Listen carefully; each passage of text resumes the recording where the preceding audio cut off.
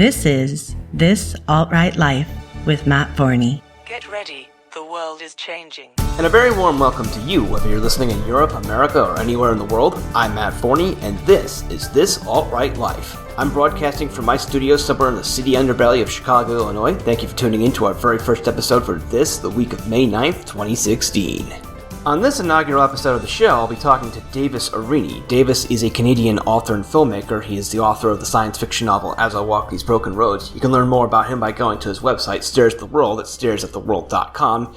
Davis is the creator of the documentary Immersed in Subversion, Control the Media, Control the Man, a documentary about cultural Marxist subversion in Western culture and what we can do about it. The film originated as an examination of the feminist pop culture critic Anita Sarkeesian and how she and her social justice warrior allies are subverting video games and subverting popular culture, but it goes far beyond her. It goes far beyond video games and Gamergate.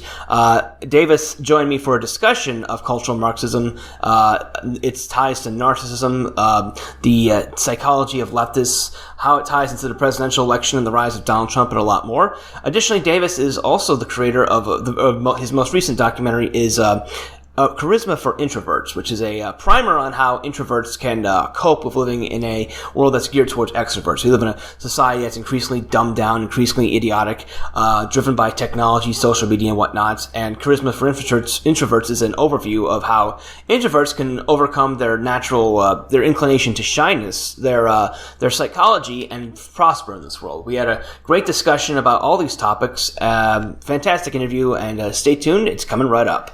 But first, before we get into the interview, I just want to give a brief overview of this podcast and what it's going to be about.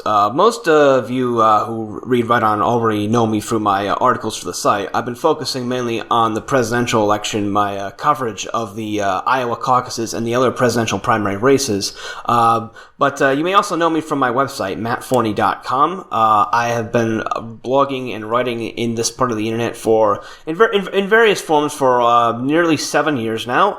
I've been contributing to Right On for the past few months. My writing has also been featured at Return of Kings, Tacky's Magazine, Alternative Right, American Renaissance, and I'm a frequent guest on Right On Radio, and I've also appeared on Alternative Rights podcast and Red Ice Radio with Henrik Palmgren. I'm also the author of several books. You can find them at mattforneybooks.com. They're also at Amazon, Barnes & Noble, and other retailers. Now, the reason I'm doing this podcast, this Alt-Right Life came about because a few days ago, after my last appearance on Radio, Daniel Freeberg suggested I start doing a podcast for Right On myself. I've been doing my own podcast for nearly 3 years now, The Matt Forney Show. I basically began it on a lark. About 3 years ago, there was a period where a ton of the bloggers, people I knew, were like starting podcasts out of the blue. So I decided to start doing one too, and it was, to be perfectly honest, pretty bad.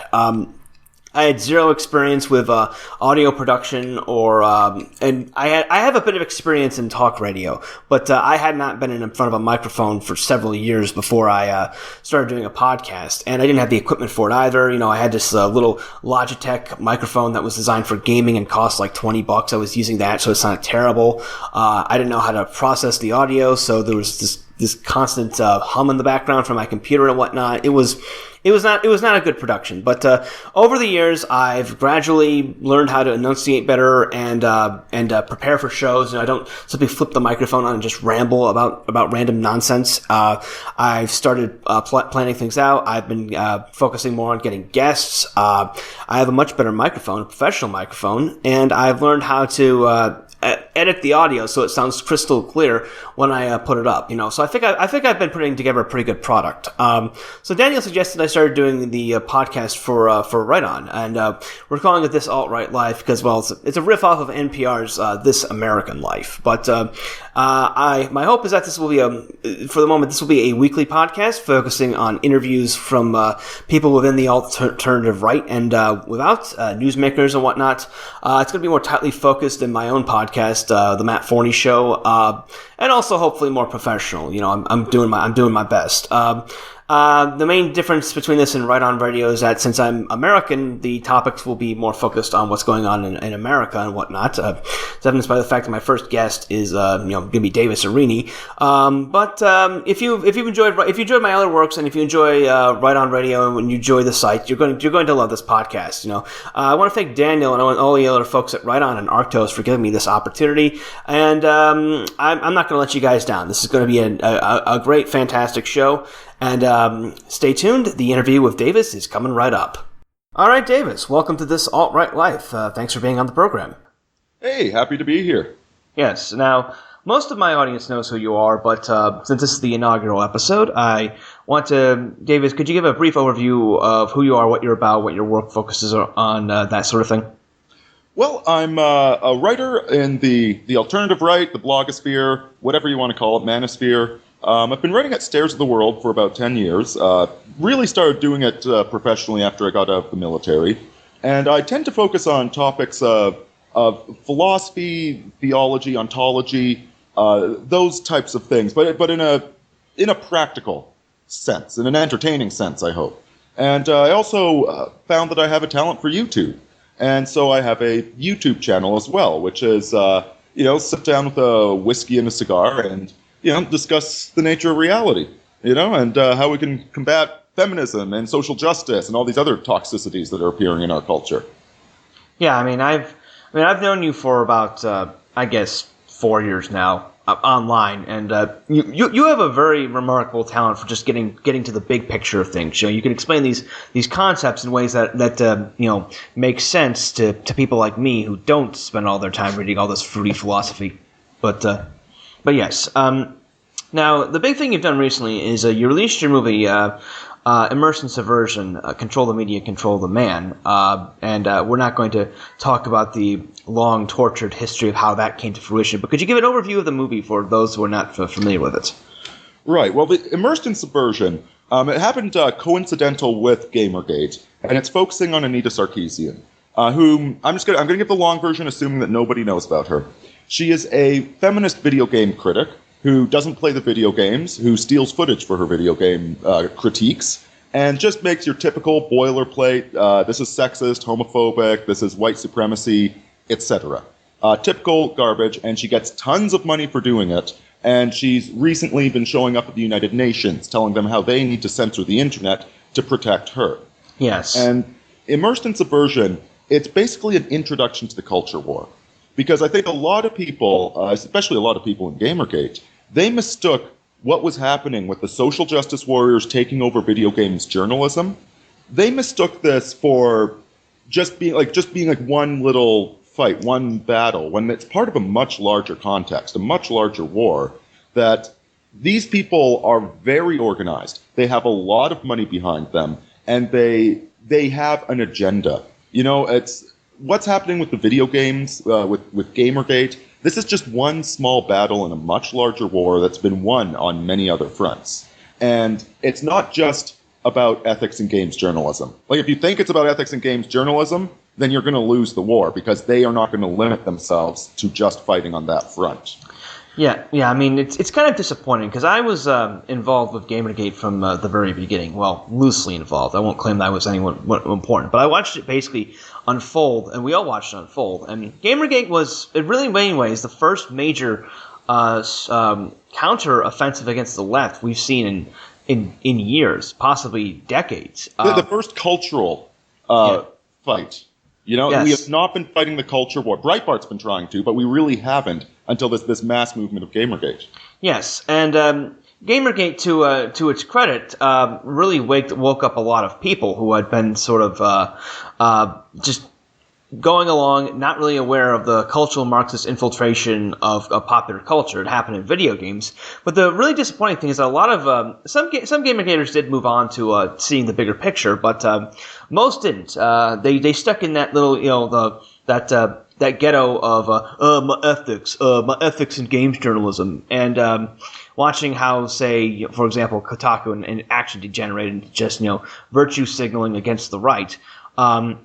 Your movie is about there's a broader context, a broader movement into the infiltration of video games in popular culture at large. This is a process that's been going on for decades, hundreds of years more or less. We use the term cultural Marxism. It's not a conspiracy theory. It's something that actually exists and something that has been subverting our culture gradually. And, and one thing I pointed out in the movie too is that saying cultural Marxist or saying narcissist, like these are the same thing. Okay, like it is, and there's this leftism is a mental illness. Well, it is. It's narcissism. It's a very vicious, nasty, and cruel sort of mental illness, and these people flock together so well. There's no secret group of controllers issuing them orders, but it's like birds flocking through the sky. All of these narcissists just move together, and so the exact same people that Gamergate was opposing, okay, these are the same people behind the migrant crisis. Yes. The exact same fucking people. Yeah, that's really one of the great things about the movie that you point out. Like, this is, it's very easy for idiots to sort of dismiss all this. There's a conspiracy theory, tinfoil hat, blah blah blah. But it's like you point out that the sort of mindset necessary to sincerely believe in social justice and radical leftism and push it is evidence of a deep psychological deficit. And in order to show that, you go back to the roots of Marxism. Karl Marx, who I'm saying this in a neutral fashion, is one of the most influential philosophers in world history, was himself a deeply disturbed man who lived in part off of large. He actually, if I understand, let a number of his kids starve to death because he was too lazy to get a job, for example. Yeah, he was out getting drunk in Europe with on other people's money. Yes, he borrowed like 10, I don't know how much it was in those dollars, but he borrowed 10 grand from his buddy, spent it touring Europe, getting drunk with his buddies, while his kids were starving in the slum back in Britain. Yes, and this is the guy who wrote the Communist Manifesto. This is the guy who created a philosophy and economic system that has caused more suffering and more death than any other system in world history, human history. Look at Bernie Sanders as well. Like there's this trope. Like the people that vote for Bernie Sanders, many of them view him as not part of the establishment. That he's yeah, but he's not a good guy. He's lived a life of profligacy and failure, and you can see it in his eyes. Look at Bernie Sanders' face. Look him in the eyes, and he is just seething with envy and hatred for everybody. Yeah, well, I've seen Sanders in person many times. Most of Right On's readers know that I've been covering the election so far, and you can see this in Sanders, the way he acts. He's a deeply unhappy man. He's very miserable, and his history is that basically prior to getting elected mayor of Burlington, Vermont, he really didn't have a job. He was couch surfing. He failed out at being a carpenter. He was a bum for most of his life. It wasn't until he got into politics that he was able to establish steady employment. And Sanders is better than Hillary, but that's like saying that having sex with a fat chick is better than having sex with another man. It's a better option, but it's not a good option.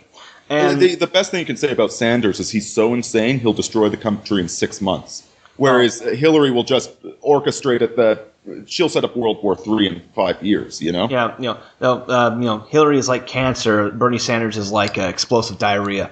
Yes. Yes, and the point we're making is that in order to sincerely believe this stuff and push it, you have to be deeply psychologically damaged. Both you and I, Davis, are big fans of Anonymous Conservative, and I refer to him in my writing quite a bit. He was the guy who really established the causal link between leftism and narcissism. Those of you who have not read his book, I recommend his book, How to Deal with Narcissists, as a sort of a primer on this without getting into the RK selection theory and other aspects of the more scientific aspects of it. But basically, leftists are not these are not people who can be reasoned with, And one of the great flaws of Gamergate is that they did not They viewed their enemies as people who could be reasoned with, someone you could compromise with. And when it comes to radical social justice warriors such as, Jonathan McIntosh types, you can't reason with them because there's something psychologically defective in them.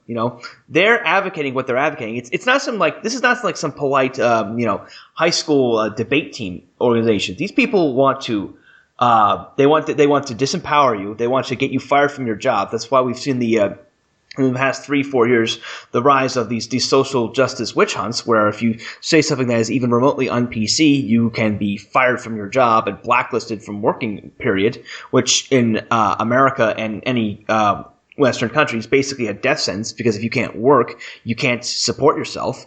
And ultimately, we see what's happening over in Europe with hate speech laws. They ultimately want to put people in prison. And again, this is a compulsion based on their psychological damage. I mean, we can make fun of, say, for example, like Trigglypuff, that fat, androgynous, disgusting woman who went nuts, shaking her ham-like arms at Milo Yiannopoulos' speech at U of Massachusetts, I think. But these people are dangerous, and when they get political power, they will do everything they can to shut us down and silence us. And I think one of the things that people don't – the hard part is convincing people that these people exist. Because if you're a decent person, it is so hard to believe in an actual evil person. We think, like, somebody that robs a bank, they're doing it because they want the money, because money's a good thing. Whereas the narcissist, these people would rob a bank to burn the money. Okay, they are the Joker from the Dark Knight Rises or Returns or whichever film it was. Yeah, it was The Dark Knight, yes. These people are just these little black pits, these event horizons of self-hatred, shame, envy, just the blackest of emotions.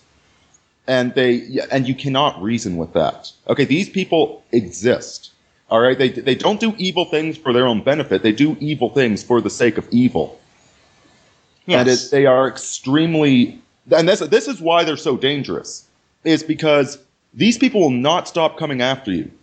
These people will do anything they can. They will spend their life savings trying to destroy your life. Yeah, it's a bit like Winston Churchill, the way he described the Germans. The Hun is either at your throat or at your knees. You either destroy these people, suppress them, or they will suppress you. There's no in between. And we've seen this with the way they've acted over the past 4 years. The way they've infiltrated the games industry and infiltrated other portions of popular culture and the government. There's simply no reasoning with them, because most human beings are, we tend to think that other people are being rational. Like you said with the bank robbing example. You rob a bank because you need the money. You rob the bank because you want money. The idea of someone who just does evil things because they want to hurt people without any sort of it doesn't even rise to the level of like a conscious, thought process. It's just instinctual. The term predator to describe these people, psychopaths and narcissists, is absolutely perfect. It's a lizard hindbrained, urge for them. Mm-hmm. And when we're talking about how this, it's not just games, it's also the government, it's also the school system. Like, part of the reason, and the divorce system. There's a great article I read in Return of Kings talking about kids are 60 times as likely to experience abuse if the parents are divorced.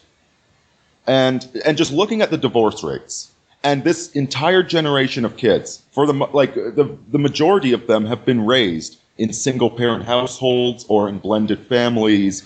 And even if it doesn't escalate all the way to physical abuse or sexual abuse, they are still not going to be as happy and healthy as they would have been in an intact family. And so it's this perpetuation of abuse of children. This is why they want to have transsexuals in locker rooms with little girls. Okay, this is why they want to teach 12-year-olds about anal sex. They want to activate them sexually early so that they can't pair bond as adults. So they get addicted to sex at a young age. They start, et cetera. And good Lord, I sound like some sort of preacher from the 1970s, but this is exactly what's happening. And so it's creating this giant generation that's been abused and damaged, and they're reenacting that abuse out through their politics. Yeah, it's an Ouroboros of abuse.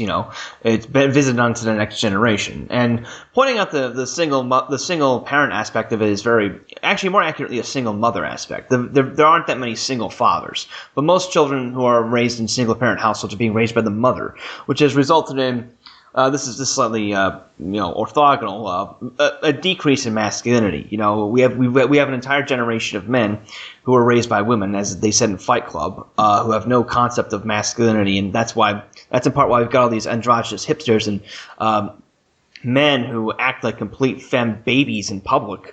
But more importantly, we have a generation of people who have no idea how to control their emotions. I mean.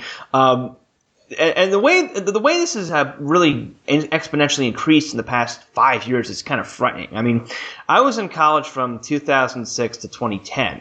Back then, there were the beginnings of social justice on campus, but even then, you could still openly disagree with the professor and whatnot and not get in trouble. Now we have a generation of kids who are so coddled that they demand trigger warnings on class syllabi.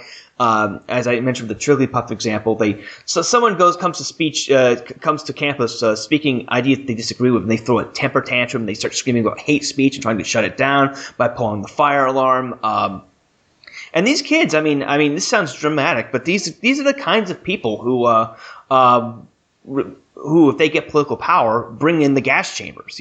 They're so instinctually resistant to anything outside of their little hug boxes that their response to it is kill it, get it away, trigger warning, get it away from me, shitlord.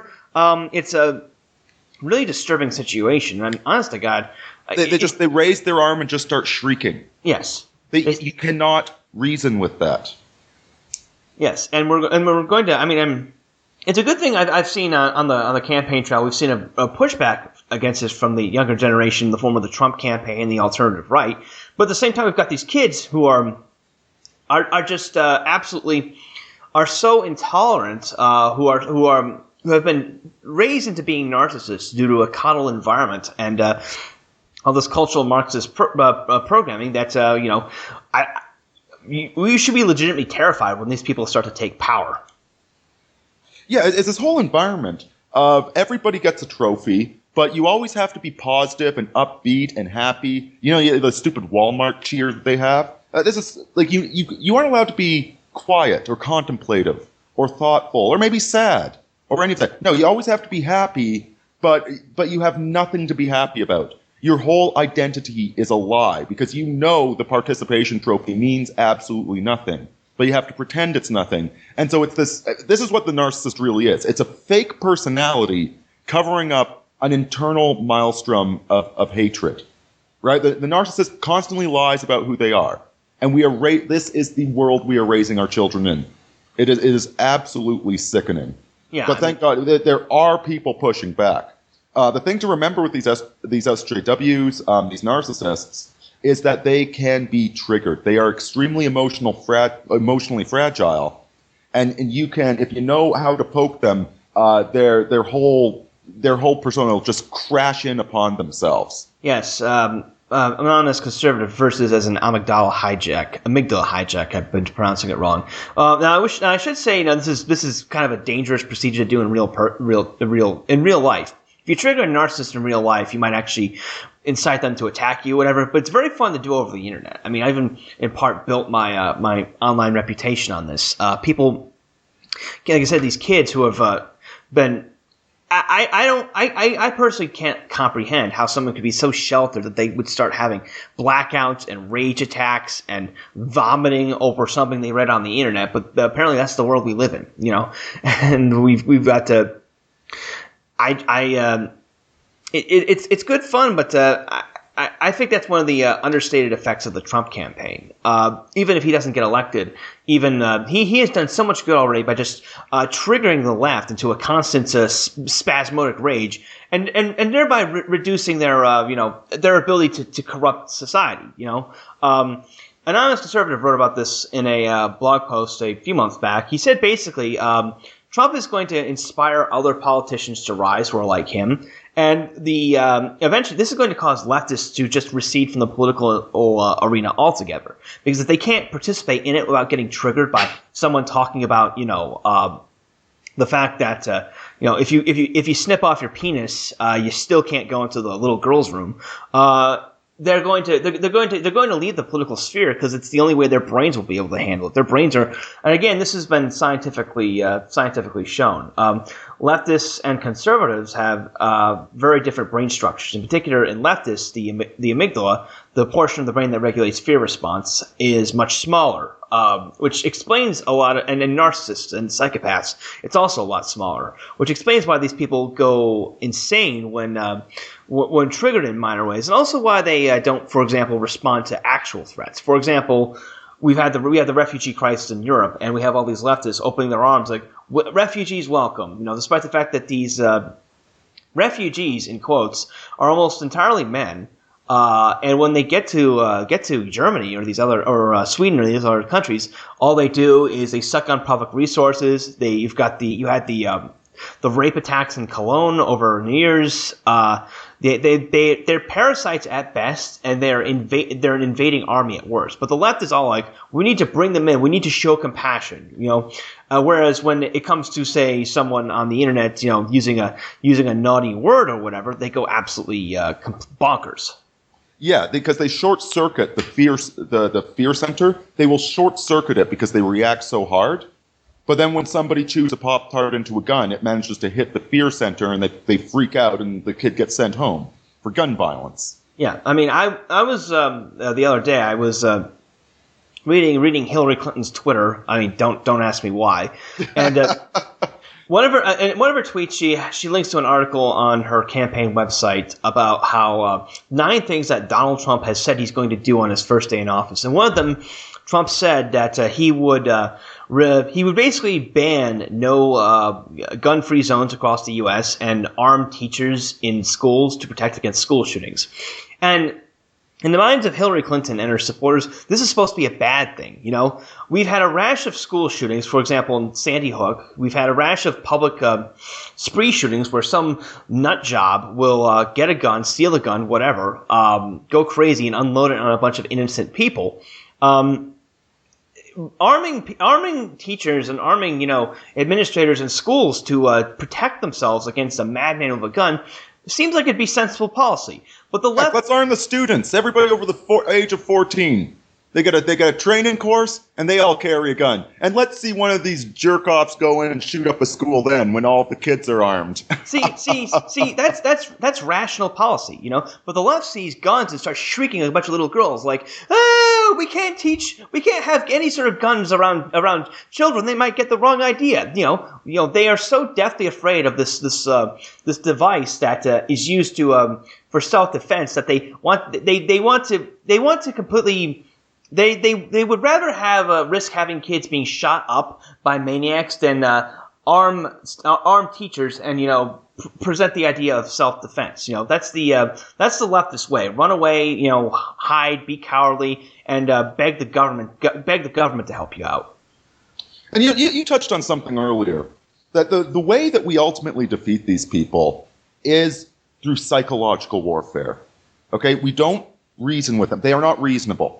And see, the problem is that they will go up on stage and they'll speak word noises through their mouth hole, and they'll seem reasonable. I just saw this video of 13 minutes of Hillary Clinton lying, just taking quotes from 20 years ago to now. Like she's such a liar, right? But half of America does not pay attention. They're sitting and watching these debates where Hillary is outright contradicting everything she said in the past, and they believe her. Right? So, and the SJWs, they always lie. They will go up and do that. If we can sit there and argue, no, this is a bad policy, and we win. All right? The SJW then makes up a new lie and goes and starts that. So you're going to keep fighting that stupid battle. Or what you can do is you can trigger these people. I had a joke. I made a joke a while back that if you want to cause all the Democrats in your city to either crash their cars or lose their jobs, just rent 3 billboards on the highway, and on the first say Donald Trump, on the next say Roosh B, and on the third one, Jesus Christ. And by the third one, they are going to ram their cars into the walls in suicide. They're going to quit their jobs with panic attacks. This is how we destroy them, by not giving a F, by speaking our minds and saying, no, this is BS. No, we shouldn't have trannies in the little girl's room, you pervert. No, you're a bunch of pedophiles, you sick SJWs. And laugh at them, outgroup them. Like I got a little band, what would Trump do on my wrist? Be Donald Trump in day-to-day life and tell them, we don't care about you. You people are losers, and it will trigger them so hard that they'll either commit suicide or they'll crawl into their rooms and go on welfare disability and hide from the internet, get a safe nanny filter so there's no hate speech, etc. Yeah, we need to psychologically crush them. Yeah, I halfway joked about this. About a couple months ago, someone shared with me, the Backloft shared with me a Reddit post that I talked about on previous podcasts of mine, live streams, of a bunch of Bernie Sanders fans on Reddit who are like threatening suicide and talking about how distraught they are that he keeps losing. There was this one particular guy who was, I wish I had it in front of me. He was so obsessed with volunteering for Bernie Sanders in Nevada and contributing money to his campaign that his girlfriend said that she wanted to start seeing other people. So, and again, this could be made up, but I don't know. I mean, you really can't tell the difference with these people. But this guy, not only does this girlfriend of his, start seeing a black guy, he finds out that said black guy caucused for Hillary Clinton, and he starts lamenting about how the woman I'm in love with is having sex with a black guy who doesn't even understand Bernie Sanders' civil rights record. I halfway joke that at this rate, half of the Democratic base is going to kill themselves before Election Day, but Donald Trump and the alternative right have accomplished all this in the span of, a year and a half? They've done more in a year and a half of just mocking these people and ridiculing them and calling them losers than the so-called mainstream right has done in decades of trying to rationally debate and explain to them the glories of limited governments and free trade. And this is what I think so many people don't get about us Trump supporters. Okay, because I try and follow the people, even the ones that are really angry about Trump. And it's, I get, he's fairly moderate, unfortunately. But do you know what he's doing? He is fighting the hard left. He's actually stating the way things are, He's calling it like it is. And he's triggering these people. This is why we love him. Because listen, you conservatives in your ivory towers, you're okay with we can't say that because that would be racist. You're fine doing that. All right? Us guys on the ground, we're terrified. This occurred to me the other day. How many jobs have I lost because of some sort of complete horseshit sexual harassment complaint that I don't even know about? I was thinking about the last office job I had. And this one time I asked the girl working next to me, it's like, oh, you're done work? You want to grab the elevator together? Because I'm a friendly person. I had no interest in her whatsoever. I'm just being friendly. But she kind of reacted weird. And that was about a week or so before I lost my job. So, was that a sexual harassment complaint? This is the reality that all of the conservatives on the ground, all of us with jobs, all of us that work, this is what we're dealing with. Right, whereas the GOP establishment is not dealing with that. And Trump is the one standing up against that political correctness, against that encroaching threat. Because this is an ideological war. This is happening in the psyches, not on the policy level. Yeah, the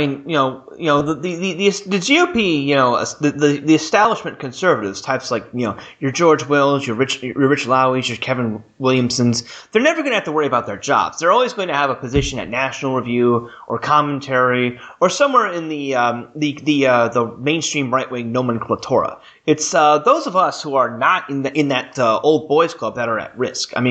I write under my real name, and I've been doing this for about 4 years now, and I make a living doing it, so I'm more or less immune. But I understand why certain guys have to be anonymous or whatever, because this is an existential threat. It's like some people have been sort of like trying to downplay Trump's campaign against political correctness by he's destroying civility. And it's not that big a deal. It's like, yeah, it is a big deal because it's not. we're not fighting for the right to say the N-word in public. We're fighting for the right to have our opinions and have jobs at the same time. We're fighting.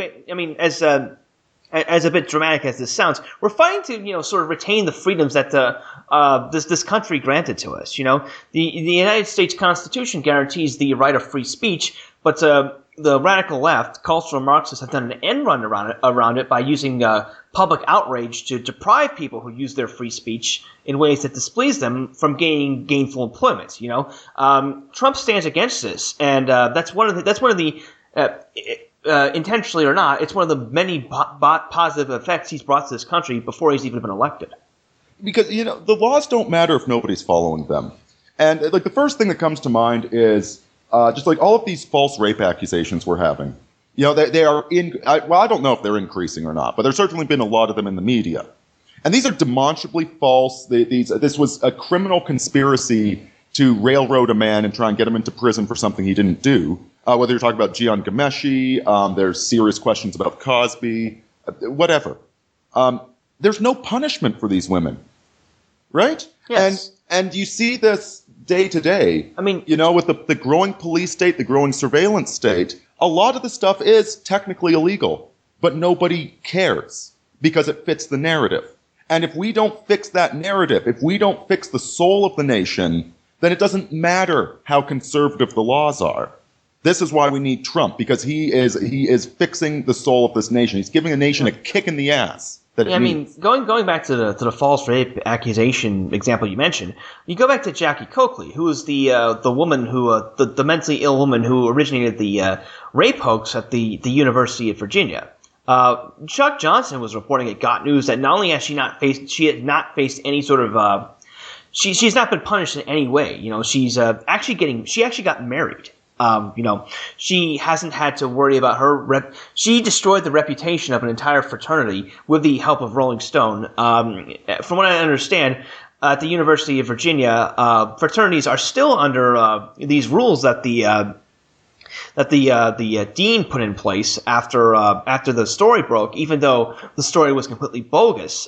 She destroyed all these people's lives. She with her ridiculous false accusation, and she herself hasn't faced any kind of punishment. This is something that these sorts of stories, or I'll give another example. This is something I wrote about for Right On a couple months ago. Back in my college hometown of Albany, New York, there was actually a false hate crime that was orchestrated by three UAlbany students. These three black girls claimed that they were viciously assaulted by a gang of white men on a public bus who were hitting them with chains and screaming racial slurs at them. Well, as it turns out, the buses in Albany all have cameras on them, so you can check the camera out and see what actually happened. And not only did this event not happen, in actuality, these three black girls were actually assaulting white girls and screaming racial slurs at them. They've been arrested. They've been arrested for this, thank God, because they filed a false police charge. But they're not going to see any, huge, repercussions from this. There was actually a columnist in the Albany Times Union after the story broke, who was all like, "Yeah, this particular don't worry about this particular story. There's still a rash of racist white on black hate crimes. Yeah, all those violent snow apes going around and assaulting the poor law-abiding Negro. Pay no attention to the man behind the curtain, Whereas, and of course, the retraction of this story got almost no press. When the original fake story hit the headlines, even Hillary Clinton got involved. Nobody followed up on this and was like, "Oh wait, this is a fake story." This is completely ridiculous. And I wish I had seen it when it was actually happening, because I could have called bullshit on it almost immediately. Seeing as I actually lived there and I actually went to that college. And this is the real fight. Not over, do we want a trickle-down economics? None of that stuff matters at this point, okay? We're talking about a demographic collapse of the nation. All right? We're talking, where the kids are being so psychologically abused by their teachers that they're all turning, I'm sure you've seen, there's a guy called Common Filth Radio, and he has a series called Tumblristas, where he just collects all of the freaks on Tumblr, and all of these kids on Vine that, they're 14 years old and they think they're genderqueer. You know, this is devastating the future of this nation. They think they have the soul of a horse or whatever, you know. Funny how these, like, for example, these otherkin types, they always claim that they're like, you know, part unicorn, or they're part dragon, or they're part horse, they're part some other majestic animal. No one ever claims that they're an otherkin like slug, for example, or a weasel. You know, there are no otherkin snails out there. Well, I don't know. Snails are hermaphroditic, so don't be too certain about that one. Love to see a couple of these furries shooting their love barbs at each other.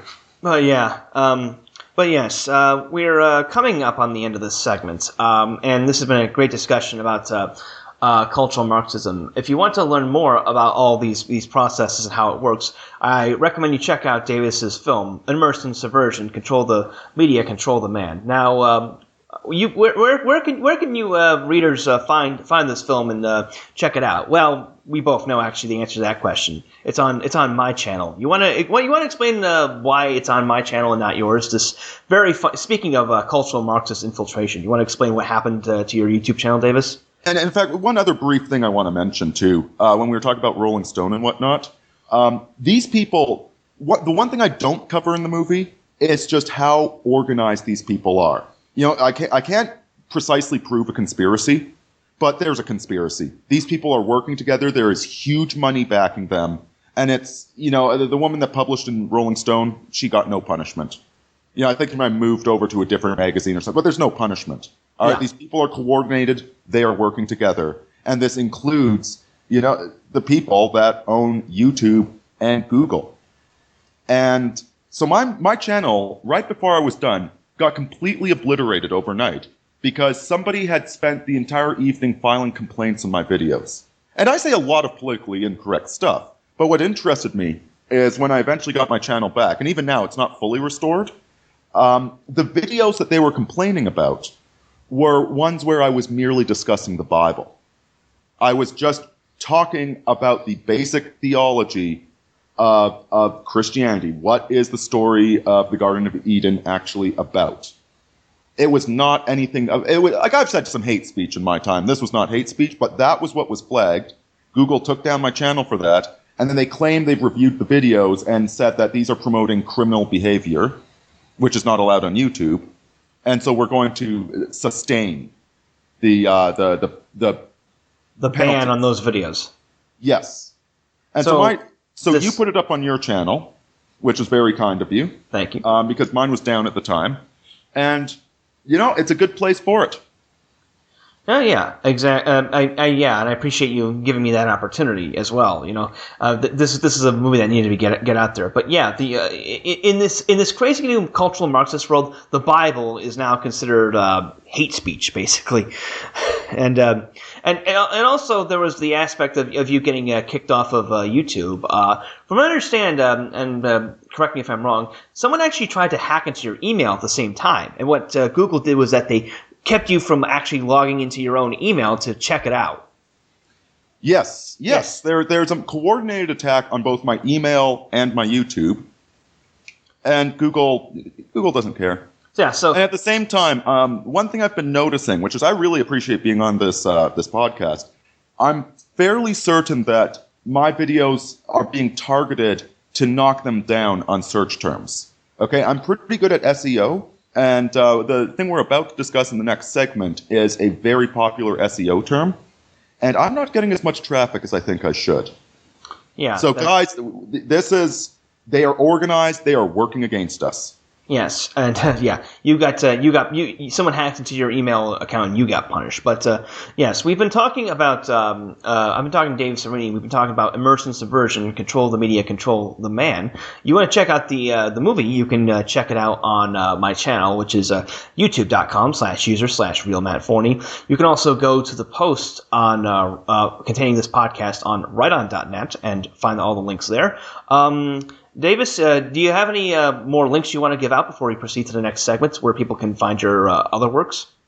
Well, it's also on my website, stairsoftheworld.com, but that's where everything is. So Exactly. So check out stairsoftheworld.com for everything Davis Aurini. Now, we're going to take a brief music break, and in the next segment, we're going to be discussing Davis's most recent documentary, Charisma for Introverts, as well as it's part of his new documentary series called In-Depth Analysis. We'll be talking about introversion, shyness, developing developing personal confidence, and the struggles that introverts face in our modern extrovert-focused society. But we're going to take a brief music break. I'll see you in a few minutes. I'm Matt Forney, and you're listening to This Alt-Right Life.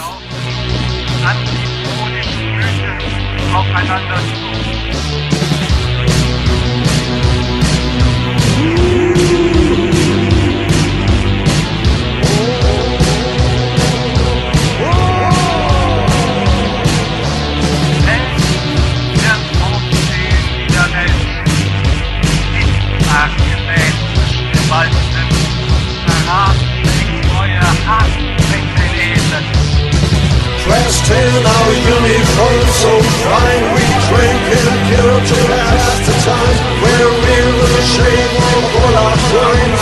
With metal steps we walk in line. We walk in line, we walk in line, we walk in line, we walk in line, we walk in line, we walk in line, we walk in line, we walk in line.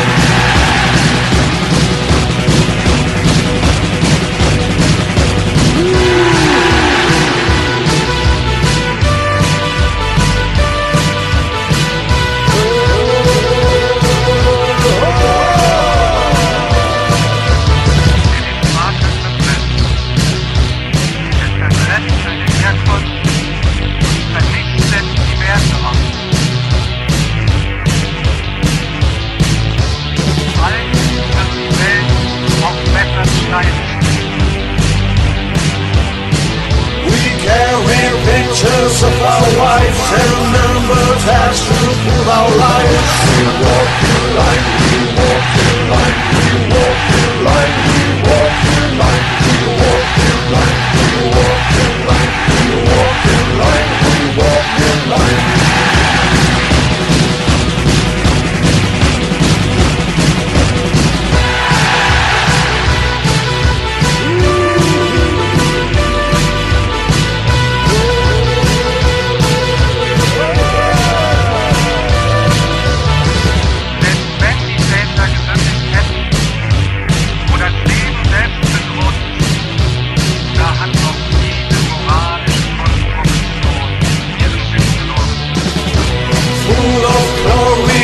Seen, we made it through the whole machine.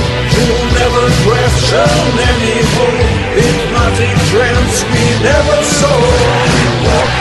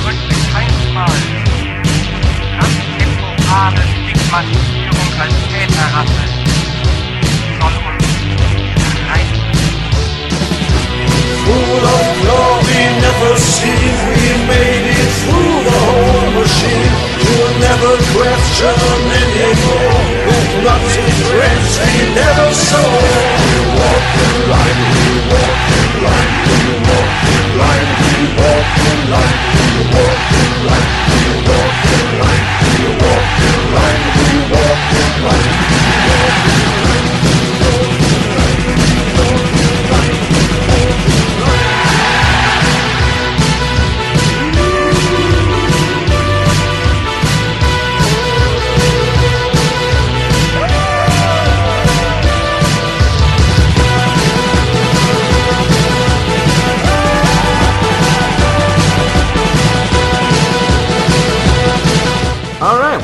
This Alt-Right Life. I'm Matt Forney, and I'm speaking to Davis Aurini, creator of Immersed and Subversion, Control the Media, Control the Man. And in this segment, we're going to talk a bit about Davis's most recent documentary, Charisma for Introverts. Davis, do you want to talk a bit about that movie and why you decided to make it? Okay, so Charisma for Introverts, it's a 40-minute long lecture that's been put into a film form. It's basically halfway between like a film and a really good PowerPoint presentation. Right, so it's a little bit better than PowerPoint, but it's not quite a complete film. That just really explores the topic of of what charisma is, of what introversion is, and how introverts can get better at charisma without trying to force them to act like annoying extroverts. Yes. And the reason I made this is because, well, the world that we're developing, and we were kind of talking about this. You know, everybody gets a trophy, but you have to be excited and bubbly all the time. That if you're thoughtful or pensive, you're going to get punished for that because that's, you know, you're making the stupid kids feel bad about themselves. That's hate speech. And so what we're increasingly creating a world where you need to be the most extroverted of extroverts to fit in. You know, you need to be high on drugs to fit into this world. And there's no room for anybody that's thoughtful, whether it's a thoughtful extrovert or an introvert. And so these people it's forcing so many people out of the public square, right? Like 10 years ago, we used to have the bar scene, you know, and I go down to the local VFW and we still have that bar scene. You know, you sit at the bar and you start talking to somebody you've never talked to before and you have a good conversation. That doesn't exist in most places. Now they've cranked up the volume of the music. You're not supposed to have any conversation because you might disagree over something. You're just supposed to get hammered and then go home with an anonymous stranger. Not even that part, you know. I mean, I've seen this deterioration myself. I mean, I've only been able to legally drink for about 7 years now, so I'm not as experienced with this as you are. But I've watched bars degenerate into basically. And people degenerate to their social skills atrophy to the point where they can barely hold a conversation with a stranger without hitting the panic button. You know, you go to a bar these days. It's not as pronounced here in Chicago where I live, and that's part of the reason why I like it. Chicago's about 5 years behind the rest of the country. But you go to a bar on the East Coast, and everyone will go. A gaggle of girls will go there, or a gaggle of men, or a gaggle of friends. They'll whip out their iPhones. They'll spend all night on their iPhones and talking to each other, and they're completely closed off to interaction around them. And it's getting to the point where, like in major cities, you just ask someone on the street for directions, you know, and they'll look at you like you're asking them to, you know, deep throat a dog turd. It's driven by technology, and it's driven by this sort of transition to social retardation is the best way to describe it. We're becoming a generation of autists who can't even look a stranger in the eye without having a spurg fit. Yeah, and if you're naturally introverted, you know, again, like the whole, you're right. The part of it's the iPhones, but like the club scene is becoming increasingly annoying. It's louder and louder, and people are just communicating on the level of dumb beasts. You know, you can't have a conversation in a club. And so if you're introverted, that's one more reason not to go out. And then because you don't go out, you become even worse at interpersonal skills. So it's just this vicious circle. Yes, and your film is sort of a sort of primer on how people who are introverted can sort of turn that around. Now, before we proceed into sort of, you know, the nitty gritty, you want to talk a bit about introversion. People tend to sort of conflate being introverted with being shy. They're not the same thing at all. I'm introverted. I'm not shy at all. You know, I'll talk your off all day. I have no problem, you know, talking to other people. I like to think I'm charming, sort of. But that's what the ladies think. You want to talk a bit more about introversion itself? Yes, it's I think the best metaphor to try and illustrate it is like some days, like there have been days where I've woken up and like my muscles just need to do something. Like I want to go for a jog. I want to feel some pain. I really need to like interact with the world, right? And then other days I wake up and I'm just like, I can't deal with anything. I just want to, you know, sit in a comfortable chair and drink some coffee because I'm like sore from the day before or whatever, right? And that's sort of what extroversion and introversion is like. Okay, an extrovert is somebody who generally, because it's going to change in the morning and the evening, different patterns during the day, but overall an extrovert is somebody that wants to go and bang up against reality, against other people, right? They want to explore the world and spar with people. Whereas the introvert is somebody that is more select, that prefers quiet, low-key interactions. And see, neither of these, you can be a shy extrovert, okay? Extroverts have fear of public speaking as well. And introvert doesn't mean antisocial at all. In fact, some introverts can be the most social people you'll ever meet.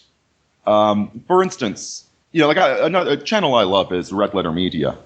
Okay, and Rich Evans is a very introverted guy, which is why he's always smiling and laughing, because he kind of has this shield up to protect him, to keep private behind a shield, so that the jokes are his shield. He likes being around people, but he's selective about how closely he wants to interact with them on a moment-to-moment basis. Yes, introversion it's. I've heard another description of this. I forgot where I read it, but it seems perfectly apt. Extroverts are people who gain energy from social interaction, whereas introverts are people who are drained by it. That's why I like being social with my friends and not, but I also like my alone time. And that sort of describes introverts as well. And again, as you mentioned, society has become incredibly slanted towards extreme extroversion. So you're kind of people who want to be alone, sip a cup of coffee and read a book and not go out and bang your head against the wall in public all the time. You're kind of looked at as a freak, a weirdo, an antisocial maniac who needs. And if you're a kid, they'll stick you on Ritalin and a ton of other brain-altering drugs to make you into a moronic, extroverted zombie. Yeah, you're supposed to be going around with a big grin on your face all the time, just happy with the pablum being served.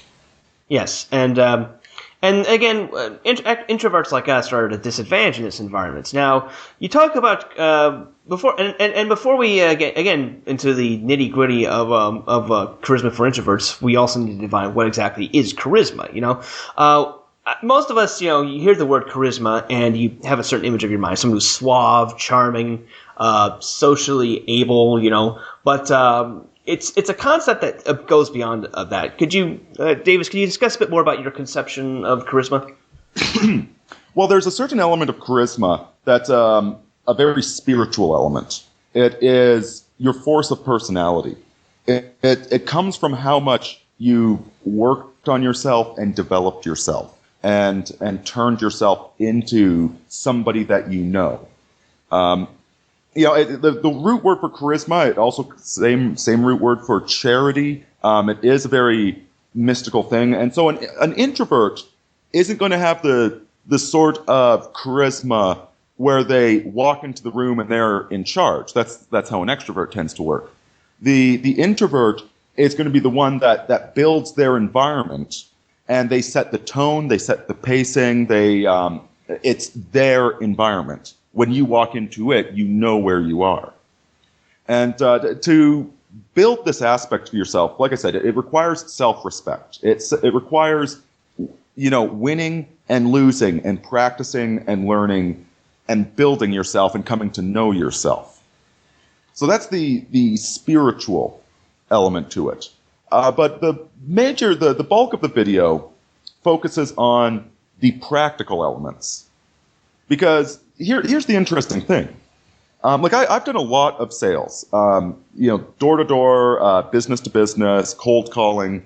And the interesting thing is that the sales method is actually the exact same method you use to teach a class. It's the exact same method you use to write an essay. It's the same pattern everywhere.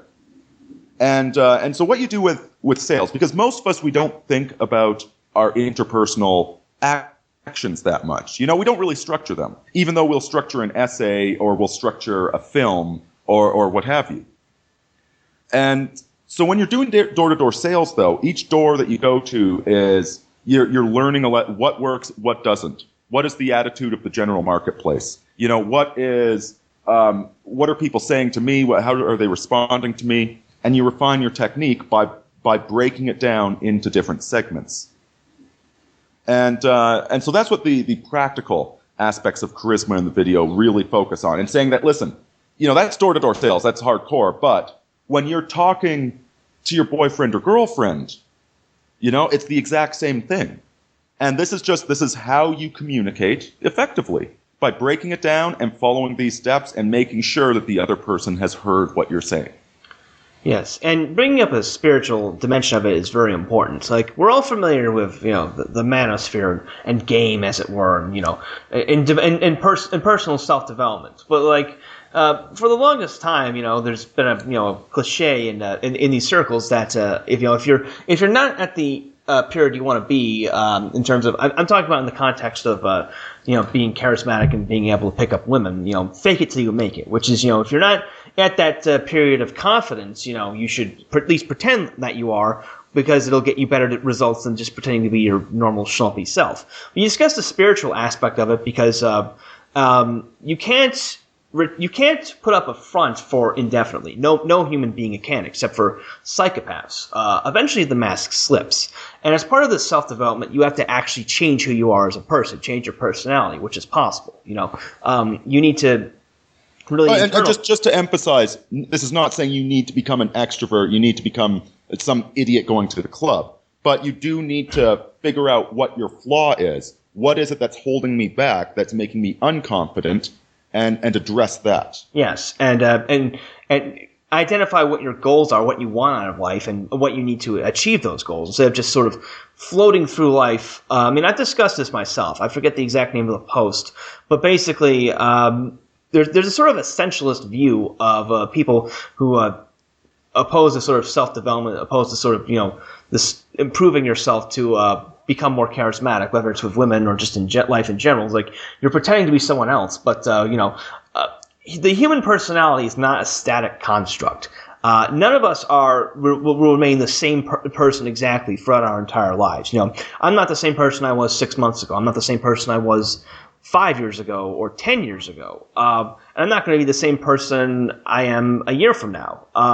Our life experiences, for better or for worse, change us, and the self-development that you're talking about in the film, Davis, is about taking control of your self-development. Most people don't do that. They just sort of float through life, you know, experiencing stuff and doing things, and not, you know, just letting their own environment change them. Whereas with what we're talking about is saying, no, I'm not going to just float along on the river of life. I'm going to, I have things I want to do. I have things I want to become, and I'm going to go out and get them. You know, and this is why I talk about the persona in this. And the persona is kind of the mask that you wear to show the world, which is an approximate version of yourself. Okay, now, like, right now that we're doing this, I'm hungover right now. Okay, I'm a little bit grumpy right now. Right, so before we started, I sat back and said, "All right, get your ducks in a row. Time to be charismatic, right? Time to be entertaining." And so instead of just being,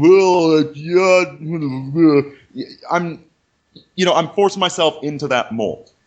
And at the same time, over the long run, you know, I take my persona. The persona is the person I want to be. That's who I want the world to see me as, and I contrast like that persona to myself, you know? And this is sort of like, I was joking, the what would Trump do, what would Jesus do sort of a thing, is am I acting like the sort of human being that I want to be? Right? And that this challenges you to move in that direction, you know, to be the sort of person that you want to become. And as you said, take control of it and direct yourself. And you know, let me comment on something too, because you were mentioning about fake it till you make it and confidence and whatnot. Like with door-to-door sales, each day that you start out doing door-to-door sales is you have to fake it, right? Because like as soon as you get your first sale, you just get a burst of energy and everything becomes easier. But when you go up to your first door, you don't have that sale yet. You have to fake it, right? You have to, and you have to keep going and going until boom, you get that one, and then the train starts moving forward. Yes, you have to a certain extent, faking it till you make it is necessary. What you're saying, but you don't want to keep it up permanently. Exactly. It's, you know what, you put a smile on your face and you go out there. But ultimately, ultimately you get to the point where, like, when you do get good at sales, you get enough confidence that the no's don't shake you anymore. Yes, and it's also worth mentioning as something I forgot to bring up when I was talking about this last. We all present different aspects of our persona to different people. We behave in different ways around people depending on our relationship to them. You don't behave the same way that you do around your friends than you do around your girlfriend, or your wife, or your boss, or your parents, or someone you just met on the subway. Calibrating and sort of developing these personas is necessary to be a charismatic and socially functioning individual. Exactly, and see, there's this. I found that in some circles there's so much emphasis on and like I'm doing air quotes on being true or honest or genuine, right? And this is generally the excuse made by like the people at PUA hate, right? Like they don't want to learn how to approach women. When it's like, dude, approaching women is no different. It's the same basic thing. Again, it's the same thing as telling a story. It's the same thing as writing a book, as writing an essay. It's kind of customized to one market. But they don't want to engage in that self-improvement. Well, you're just being dishonest. I'm not being dishonest. Like right now, as I said, I'm hungover right now and I'm kind of grumpy. So should I be honest and should I be like nasty and foul? No, that's idiotic. Okay, I'm putting my good face on. And then after, I'm going to have a quiet cigarette and a glass of water, right? Yeah. And so maybe I'm being more honest when I'm having the cigarette. But that's the thing, that the persona is not dishonest. It's what you need to communicate, and it's an important skill to develop. Like when you need to be able to communicate with people, and we are becoming so isolated, and this, of course, leads to more narcissism. Yeah. And this is the funny thing, that the narcissist is the fake version of the persona. It's where their persona is completely detached from who they are. The two have no bearing. Yes, and anyone who tries to sort of break in that reality triggers a narcissist into a spasm of rage. But to sort of build on that previous point, like that's a lot of that's sort of like the standard. I mean, the red pill, blue pill like analogy is massively overblown to the point. But that's the traditional advice that like men or anyone else get when when it comes to attracting women or whatever. They're just told to just be yourself. Well, if you want to be a charismatic individual, just be yourself. Well, what does that mean, being yourself? Who are you? Like, as I mentioned before, who you are is not this static, unchanging construct. I mean, I've joked about this before. It's like 10 years ago, I was just I was a teenager. I was a completely hopeless, borderline autistic, fat weirdo. Is there a statute of limitations on identity formation? If I'm the way I am now, am I not being true to myself? Was what I was like in high school the true reflection of who I really am, or has enough time passed that I can claim who I am now to be my true, authentic, real identity? It's an argument that when you dissect it, it's both harmful to a person's self-esteem and harmful to their development, success in life, and it doesn't make a whole lot of logical sense. When a woman says just be yourself, what she is saying is make it look natural. And so when you see a performance, any like a stage performance or what have you, they make it look easy. They make it look natural. They make it look like they came out of the womb doing card tricks, right? But behind that is hours and hours of self-development, of effort, of practice. Yes. No one pops out of their mother's womb able to play the guitar or do anything truly talented. It requires work. There's a certain level of innate talent necessary, but without talent that isn't developed, you might as well not even have it. But to sort of progress, I want to talk a bit more about your specific advice for introverts. You want to give a sort of Cliff Notes version of how you suggest introverts can overhaul their issues and become more charismatic. Well, basically the process, it's 5 steps. Okay, anytime that you're interacting with another person, first, you need the introduction. Hi, I'm so-and-so. Right? And if it's a close relative, you need to see you're multiple people to this relative. Like I say in the video, if you're married, you are a lover, you are a co-property owner, you are part of a financial unit, you are a parent with this person. You're many different people. So, hi, I'm so-and-so. You need to say who I am, so you know how to relate to me. Hi, I'm the tax collector, or hi, I'm the electrician, hi, I'm whatever. This is who I am. I need to talk to you about something. That's point number 2. You need to say this is what the conversation is going to be. And then followed up with step 3 is this is important. You need to say why it matters. It's like hey, Matt Forney, this is your buddy from the internet. I want to talk to you about Facebook. Facebook is an important communication protocol, and they're screwing us right now. All right, you need to give the emphasis, like, why should I care about this? Because I've got a dozen things on my mind. And then, 4th step, you ask them a question. You get them involved into it. You engage them. Forney, have you been having any issues with Facebook blocking your messages or whatever? You get their feedback to see where they stand. Yes. And then, after that, because every conversation, every sale starts with a no. Okay? And this is actually the funny thing with these affirmative consent law garbage. Every girl that's going to date you, it's going to start with a no.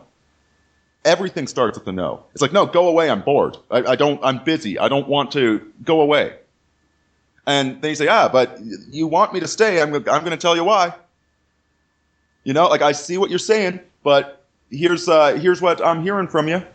This is where you rebut them. This is where you negotiate with them. So, if you go up to, your boyfriend or girlfriend, you say, hey, boyfriend, I've got this issue and it's bothering me because of this. Do you know what I'm talking about? They're going to say, I'm not interested. Right? Because they don't think it's important. Not because they don't think you're important, but because they don't realize the issue's important. And so what some introverts will do is as soon as they do that, they'll run off and they'll bottle it up and they'll hold on to the rage when all you need to do is say, okay, I hear what you're saying, and respond to them. And then the person will listen. But you actually need to be ready. You need to have that organized battle plan in your head to have the conversation. Yes, it's it's worth breaking this down because most people don't think about this. I'm thinking back to the movie Idiocracy, where a guy of average intelligence finds himself in the future where everyone's an idiot, and the doctor tells him, "Yeah, the chart says you're fucked up. You talk like a fag, and your shit's all retarded." It's about learning the mechanics of this stuff is it's a fundamental building block to understanding how humans communicate and how to turn that to your advantage. We're talking about Trump in the first segment. Trump. He wrote his most famous book. He constantly talked the best-selling business book of all time, The Art of the Deal. The art of the deal doesn't begin with if you're told no, you just you just walk away, or you just offer up everything on the table. If that was if anyone tried that in deal making or negotiation, you wouldn't get anything at all. It's a push pull of bringing your most of getting what you want, presenting what you have to offer, and getting the most favorable agreement to you. That procedure. You apply that to conversations in everyday life, and you'll find you're having a much easier time in life. Well, and generally the most favorable deal for you is going to also be the most favorable deal for the other person. Right? Yes. Like they tend to go hand in hand. Like even when you're selling something, right? It's, like hopefully it's not a terrible product, but like the idea is to get the other person, you want them happy with the product. You don't want them returning it. You want to tell them like, hey, this is a really cool vacuum cleaner. This will make your life better. And if they say, no, I just bought a vacuum cleaner yesterday, go away. You're like, oh, okay, I'm not selling that guy anything. But, you find the guy that's like, hey, I've got a bonus at work and I've been needing a vacuum cleaner. And you tell them, well, this is a good vacuum cleaner for these reasons. Have you ever had problems with this? You have? Well, this vacuum cleaner has an attachment. Let me show you how amazing this vacuum cleaner is. Okay, I didn't sell vacuum cleaners for the record, but but that's how you do it. And so you walk away. You made a sale. He has a vacuum cleaner that he's happy with, and the world keeps on spinning.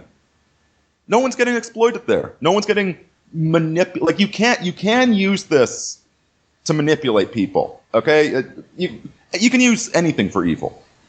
But the system itself is not innately evil. Yes, exactly. Now, one of the more interesting things you go over in Charisma for Introverts is posture, something that's relatively small, but it has a big effect on both how other people perceive you and how you perceive yourself. You want to talk a bit more about posture and how changing your posture can improve your self-confidence?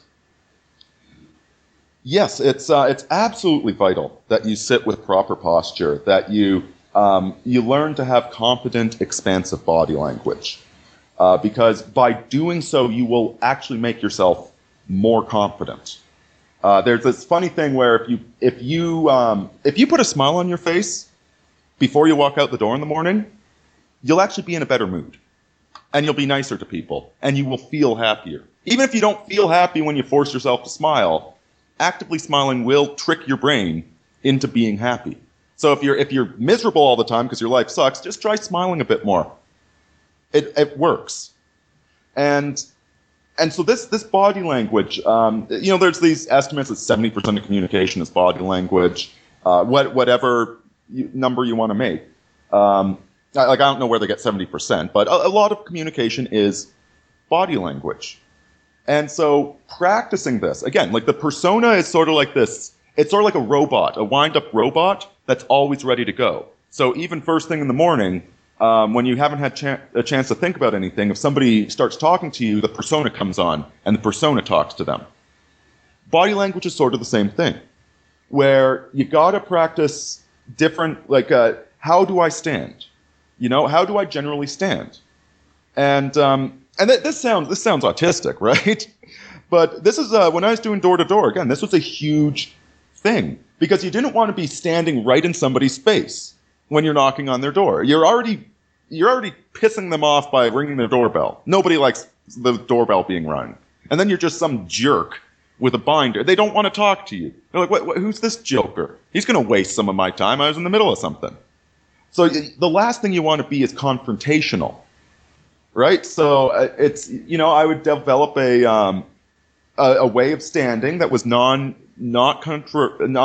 threatening to them, but at the same time not nervous, right? Because if I'm nervous, if I go there, if somebody knocks on your door and they look nervous, what are you going to be thinking? You're thinking now that something bad's about to happen, and you start looking around to see where the gunman is, or you think that they're going to try and scam you out of your bank information, or what have you. So yeah, you can't be nervous. You need to be open and friendly, but also non-threatening. And that's generally, like, a good posture tends to play into that. So when we talk about expansive body language, sitting, like, man spreading on the subway, because that's how a man's supposed to sit. I mean, actually, isn't this interesting? This just occurs to me. This whole man spreading thing, which, by the way, a female friend of mine, artist, pointed out that it's actually just because of the way men's hips versus women's hips. Women have bigger butts, so they're stable with their knees together. Whereas men, we're going to fall over if we try and sit like a woman. We need to spread our legs out just for... But isn't it interesting that feminists are trying to force men into unnatural, submissive body language. Yeah, because it's interesting too. I mean, you bring up the physiological differences. Well, there's also another big physiological difference that makes sitting with your legs crossed with a man kind of uncomfortable. But they're trying to basically, they're complaining that men take up too much space on the subway, train, or whatever, and are trying to get us to sit in ways that are, you said, submissive and that diminish us, that make us less manly.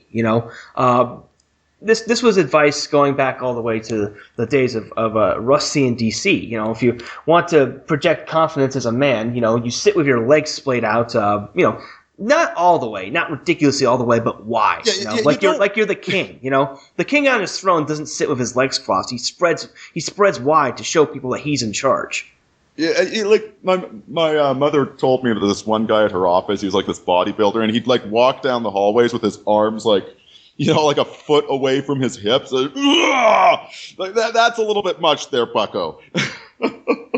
But yeah, you want to be confident. And another interesting thing with the military, if you're handling prisoners, the way you muckle onto these guys is, you'll have like, I don't know, one hand will hold onto their shoulder, like you'll have them cuffed, right?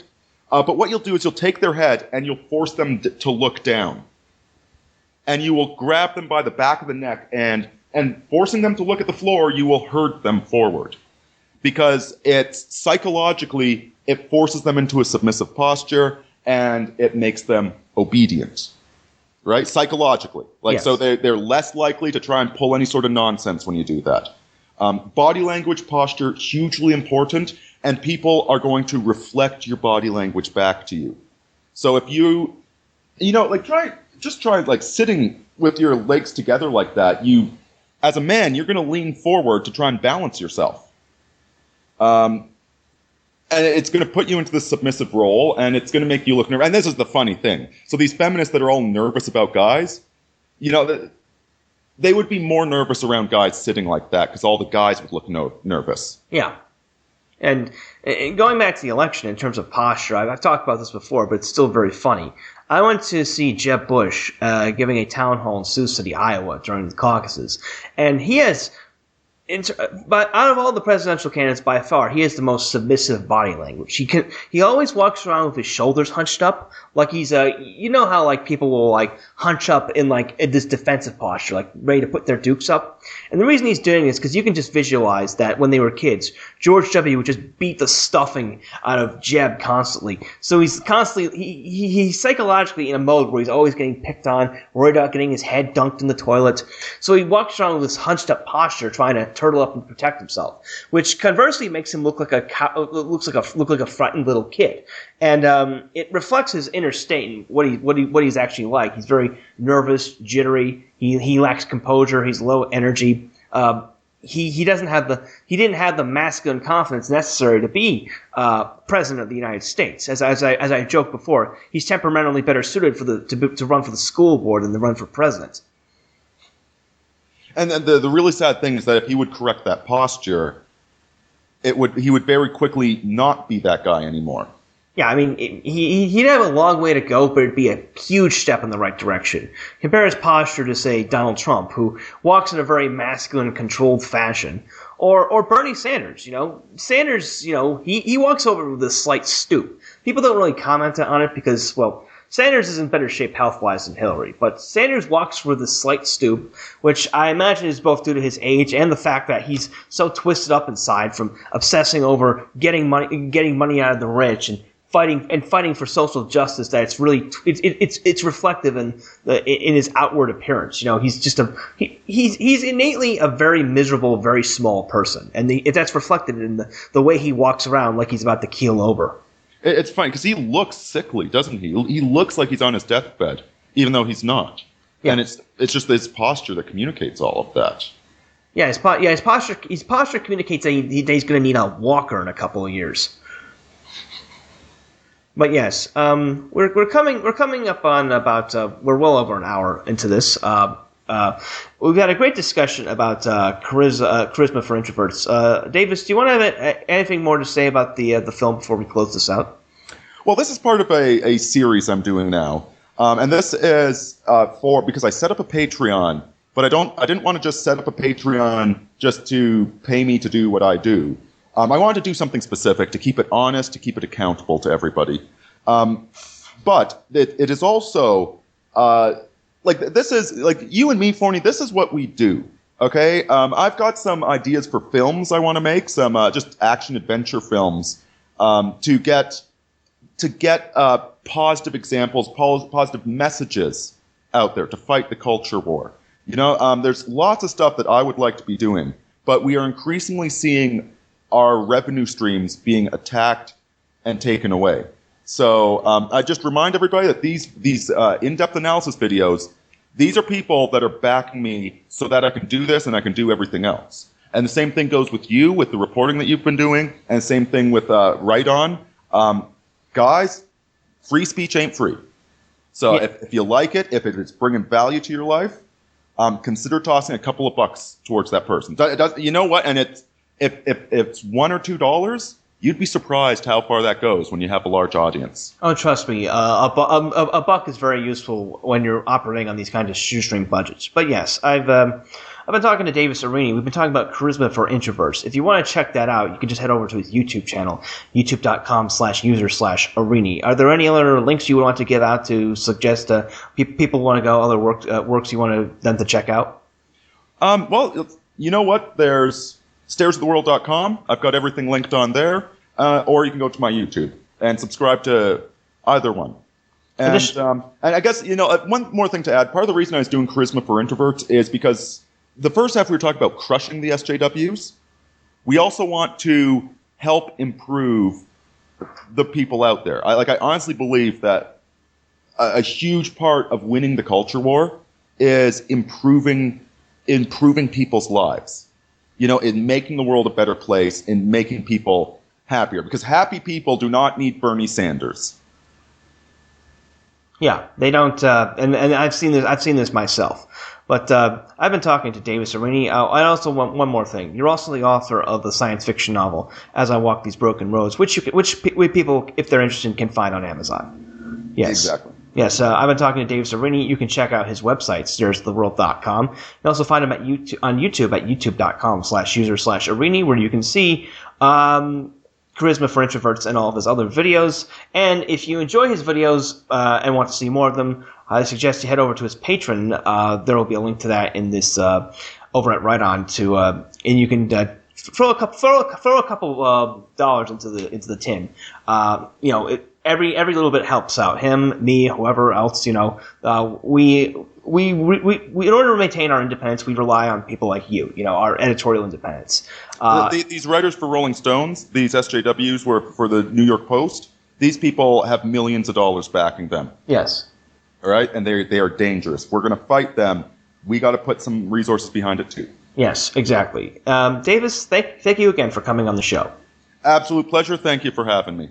Alright, and that was Davis Aurini, and that'll about do it for this episode of This Alt-Right Life. I'll be back next week, but until then, I highly recommend you check out Right On the web by going to our website, righton.net.